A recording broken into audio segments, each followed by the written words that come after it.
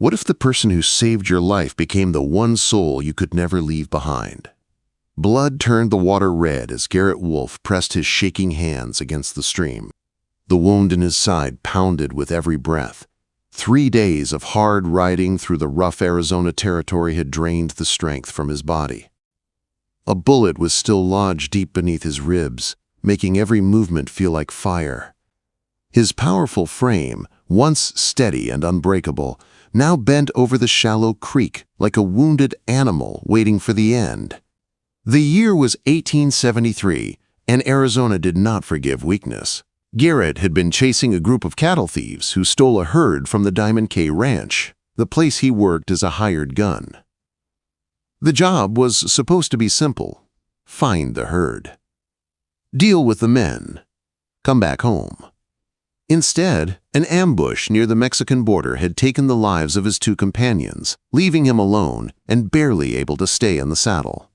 He cupped water in his hands and tried to drink, but his vision blurred. The distant outline of the Dragoon Mountains wavered like smoke as darkness crept in. He collapsed forward into the stream. His last thought before the world went black was simple and cold. A man who lived by the gun should not expect a peaceful end. When Garrett opened his eyes again, he was staring at a wooden ceiling. Rough beams crossed above him. His side still hurt, but the sharp agony had faded to a dull throb. Something soft was under his head. For a moment, he wondered if this was the afterlife. Then, the pain reminded him he was still alive. "So, you decided to rejoin the living," a woman's voice said. Garrett turned his head toward the sound, wincing as his ribs protested. A woman stood in the doorway, framed by the warm light of afternoon. As she stepped closer, her features sharpened. Honey-brown hair pulled back in a braid. Clear blue eyes that looked steady and sure. A sun-kissed face marked by strength more than softness. Her mouth looked like it smiled often, though at the moment it was set firmly. "Where am I?" he asked, his voice barely more than a rasp. "My homestead," she said. "About 15 miles east of Tombstone." She walked to the bed and wiped her hands on her worn apron. "I found you near Dragon Creek. You were half dead. Took all I had to lift you into my wagon." Garrett tried to sit up, but pain shot through his side. He dropped back down with a groan. "Easy," she said. 3 days you burned with fever. I dug the bullet out the first night." She picked up a cup and offered it to him. "I'm Beatatrice Lawrence." "Folks call me B." He took the cup with trembling fingers. "Garrett Wolf," he said before sipping. The water felt like life returning. "Thank you, ma'am." "I'm much obliged." A smile touched her lips for the first time. "Well, Mr. Wolf, you're not out of danger yet." That wound was angry. Garrett watched her check the bandage around his ribs. Her hands were gentle but firm, practiced and calm. She moved with the confidence of someone used to handling emergencies. She was not a delicate woman, but there was something steady and strong in her that pulled his attention. "You live out here alone?" he asked, looking around the small but tidy cabin. Something flickered in her eyes. "I manage just fine." "I didn't mean to suggest you don't," he said. "B," she corrected. "If I'm going to be changing your bandages all week, we don't need formal names." "A week?" Garrett frowned. "I can't stay here that long." B raised an eyebrow. "Can you stand?" Garrett clenched his jaw and tried. The room spun, darkness closing in at the edges. He collapsed back onto the bed, breath coming fast. "As I thought," B said calmly. "Rest. We'll talk when you're stronger." She turned to leave, but Garrett reached out and gently caught her wrist. Her skin was rough from work, warm and real. "Thank you," he said, his voice soft, "for saving my life." Something in her expression eased. We all need saving sometimes. Over the next few days, Garrett drifted between sleep and waking. Each day, B cared for him with quiet skill. When he was awake, he watched her move around the homestead. She fed the animals, tended her small garden, fixed tools, and mended clothes by lamplight. She worked with purpose, never wasting a step. By the 5th day, he could sit up on his own. B brought him a bowl of stew for supper. "This is good," Garrett said. "You're a fine cook." "Necessity teaches many things," she answered as she took a seat nearby. "How's the pain?" "Manageable." B studied him. "What kind of man gets shot enough times to say that like it's nothing?" Garrett hesitated, then decided to tell her the truth. "I work for the Diamond K, started as a ranch hand. Now I handle problems." "A gunman," she said plainly, "when needed." "Who decides when it's needed?" He had no answer for that. B rose to light the lamp. Shadows stretched across the wooden floor. "You should sleep," she said. "Fresh air tomorrow if you're strong enough." The next morning, Garrett forced himself out of bed. Using the wall for balance, he walked to the door. Each step hurt, but it felt good to be upright again. Outside, the morning sun lit the small homestead. A garden. A chicken coop. A small barn. Beyond it all, rolling land stretched toward distant mountains. B hung sheets on the clothesline. She turned when she heard him. "Well, look at you," she said, "walking already." Couldn't stay in that bed any longer. Garrett eased down on a bench. "You built all this alone." "It's not much," she said proudly, "but it's mine." "You're strong," Garrett said quietly. "Stronger than most men I know." B looked at him then. Really looked. Something unspoken passed between them. And for the first time in years, Garrett felt something warm settle in his chest, something that felt dangerously close to home. He didn't know then that he would soon face a choice that would change his whole life. He didn't know he wouldn't be able to walk away. What if the one place you never meant to stay slowly started to feel like the only place you belonged? The days that followed pulled Garrett deeper into a world he had never pictured for himself. With each sunrise, he felt his strength return. At first he managed small tasks, then heavier ones. Soon he was splitting wood beside the barn, fixing fence posts and helping B with chores that her slight frame had carried alone for far too long. Working beside her felt natural, easy, dangerous in a way Garrett did not know how to name. One evening, as the sun dipped low, B sat beside him on the porch. The sky burned orange above the western hills. "You've lived all over," she said. "Texas, Colorado, New Mexico. Don't you ever get tired of drifting?" Garrett stared at the fading light. "A man like me doesn't get to stay anywhere long." B gave him a long look. "Maybe you've just never had a reason to stay." Her words settled in his chest like a stone dropped into still water. He didn't answer. He wasn't sure he could. 2 more days passed before B needed to go into town for supplies. Garrett insisted on riding with her.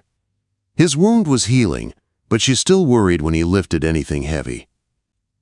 He saw it in the way she watched him, the tightening around her eyes, the way she hovered, just close enough to catch him if he swayed. They rode into Tombstone side by side. Garrett noticed the way people stared at B, some with curiosity, some with something sharper. A lone woman making a life on a distant homestead was unusual. Some folks admired it. Others seemed bothered by it. Inside the general store, the keeper's tone toward B was polite enough, but Garrett caught the judgment in his eyes. He stepped closer, letting the man see the gun on his hip. The keeper straightened his back and cleared his throat. B shot Garrett a look. He couldn't tell if she was grateful or annoyed. Maybe both. After stocking up, they walked to the land office. B wanted to ask a few questions about her claim. The clerk, a friendly man named Cooper, greeted her warmly. "Miss Lawrence," he said, "good to see you." "You too," B replied. "I need to strengthen my claim. I'm planning to build a proper house before winter."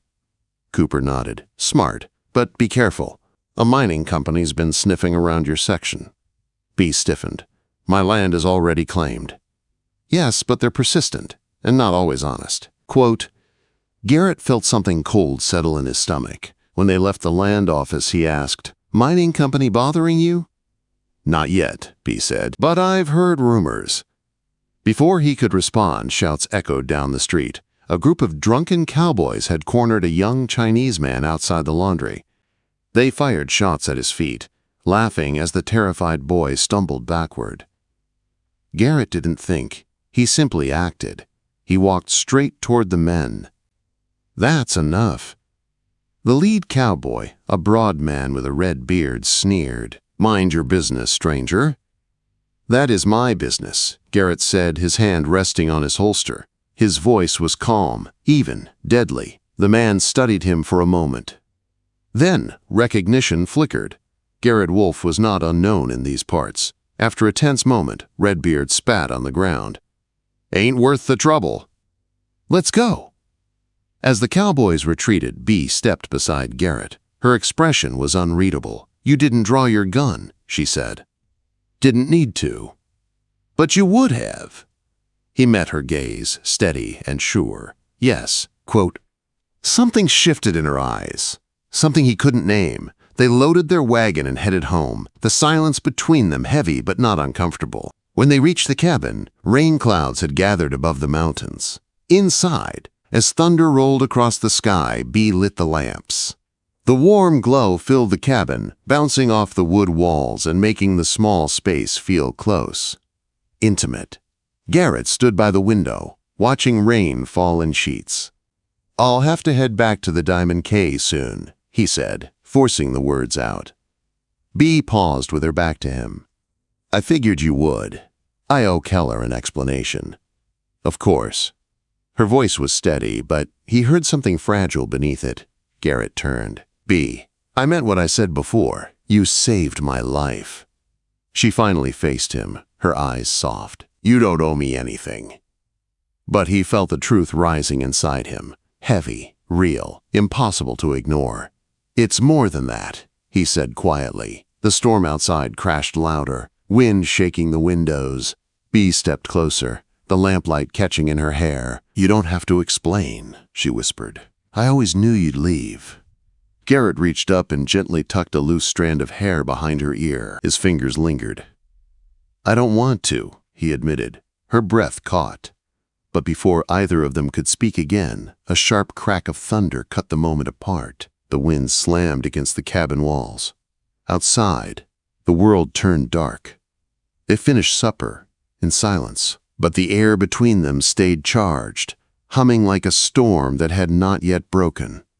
The next morning brought calm skies. Bee was already outside checking storm damage when Garrett stepped onto the porch. A fallen branch had broken part of the garden fence. "I'll fix that," he said, moving toward it. Bee walked beside him. "We should check the creek. Flooding happens after storms."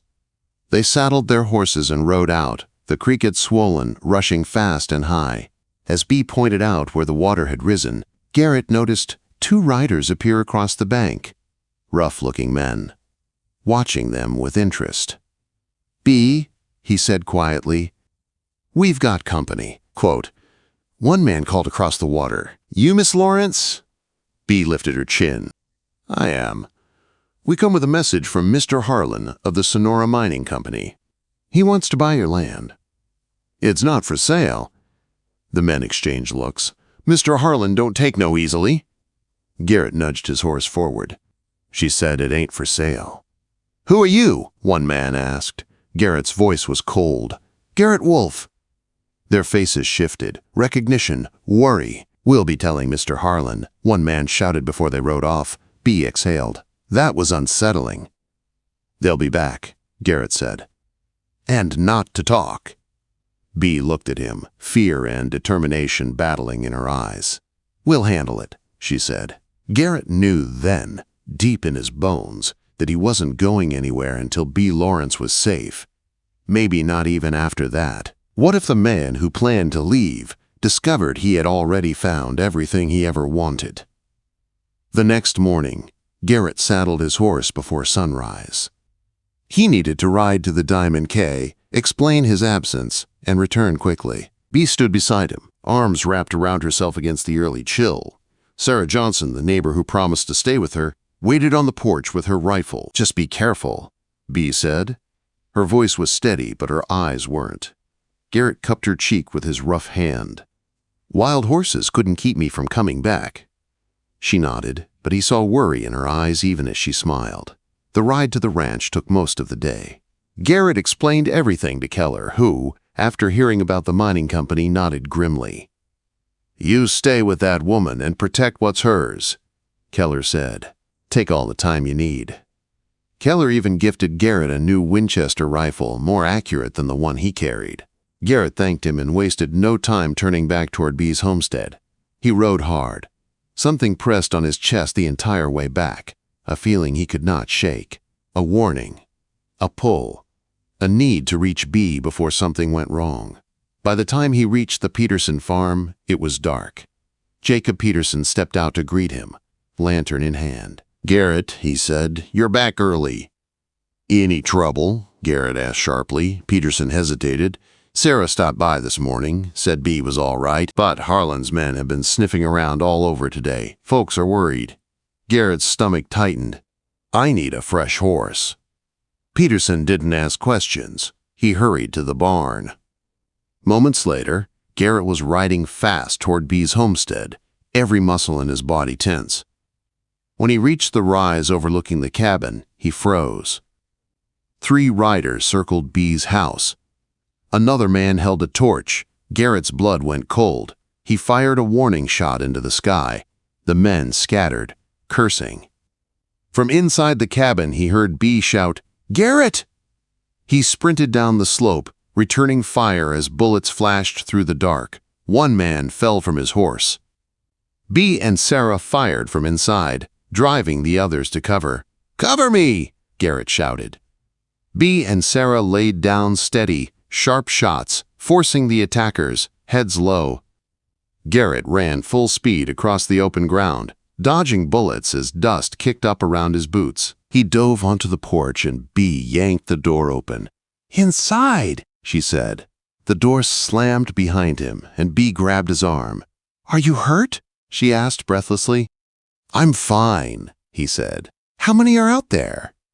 "4, Sarah answered from the window. "But I think you dropped one." Voices came from the yard. "Wolf," a man shouted, "come out and hand over the letter, and no one gets hurt." "That's Jenkins," B said darkly. "Harlan's foreman." Garrett looked between the women. "They're here for the letter Tommy took. They don't know it's already with the marshal." B nodded. "Then we hold our ground." The first attack came fast. Shots from the front, shots from the back. The cabin shook as bullets collided with the thick logs. B shouted, "They're trying to circle behind us!" Smoke curled under the kitchen door. "They're trying to burn us out," Sarah said. Garrett didn't hesitate. "Cover me," he said. "I'm stopping them."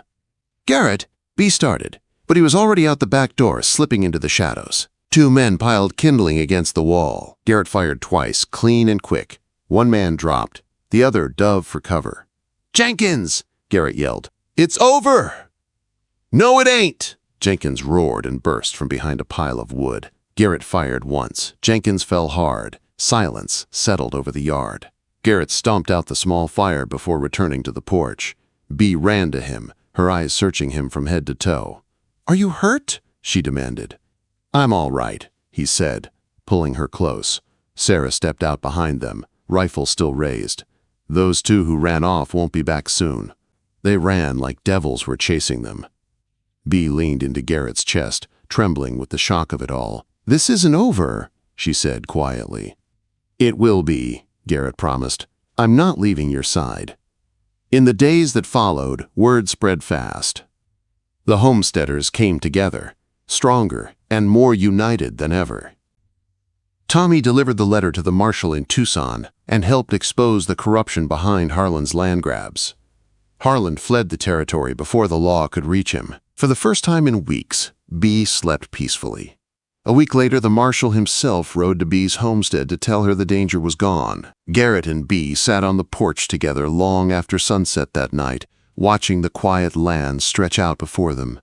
"It's strange," B said softly, "to feel safe again." Garrett took her hand. "B." She turned toward him, her eyes reflecting the warm glow of the lantern beside them. "I'm not going back to drifting," he said, voice low and sure. "I found something worth staying for."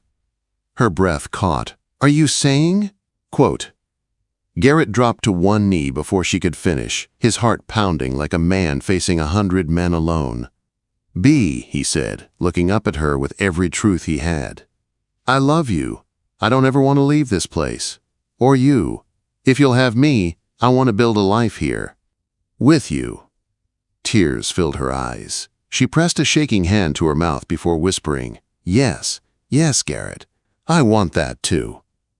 He stood and kissed her, slow and deep, the kind of kiss a man gives when he knows he has found home. Life changed quickly after that. They rebuilt the barn.